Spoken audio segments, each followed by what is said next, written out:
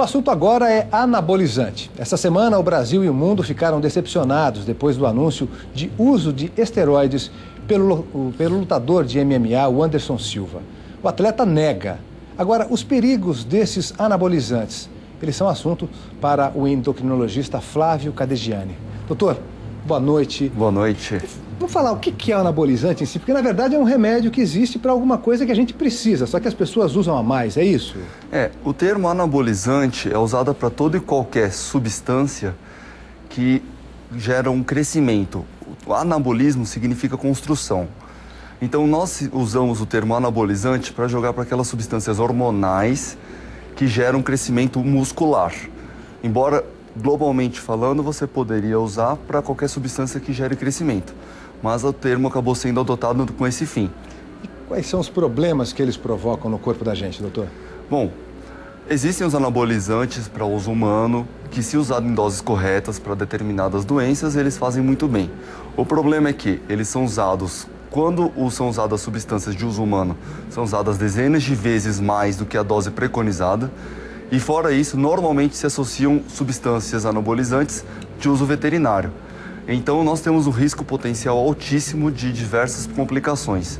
Entre elas, nós temos infertilidade, nós temos tumores hepáticos e nós temos principalmente doenças cardíacas como infarto e insuficiência cardíaca.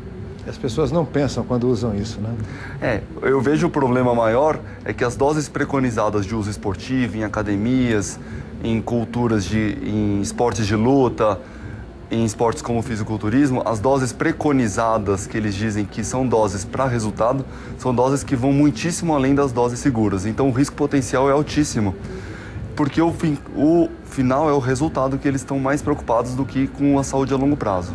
Sobre a questão da infertilidade que o senhor falou, é a curto prazo, a médio ou a longo prazo que ela aparece? Acreditava-se antigamente que a infertilidade ela era somente a curto prazo, que haveria uma retomada completa da função do testículo.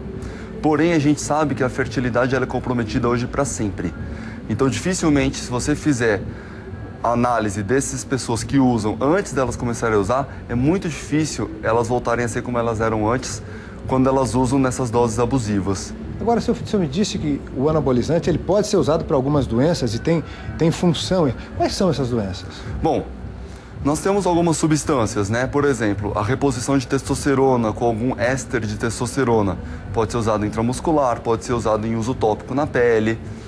Nós temos uma outra substância que chama oxandrolona, que em dose baixinha a gente usa para pacientes que são grandes queimados, inclusive diminui mortalidade, pacientes com síndrome de Turner, pacientes que têm problemas na puberdade. Nós temos a nandrolona, que é a decadurabolin, que a gente usa em pacientes idosos que estão acamados, diminui mortalidade, aumenta a capacidade de andar, independência. Então nós temos síndromes caquexiantes que tornam a pessoa muito, muito, muito magra, inclusive cânceres terminais. A gente, dependendo de como nós usamos nesses casos, o paciente tem um grande benefício. O problema é que nós temos os usos clínicos nesses casos e nós temos o uso esportivo usado de forma ilegal ou de forma irresponsável, exagerada, que ultrapassa dezenas de vezes. Isso quando eles usam substâncias de uso humano, que raramente eles ficam só nas substâncias de uso humano.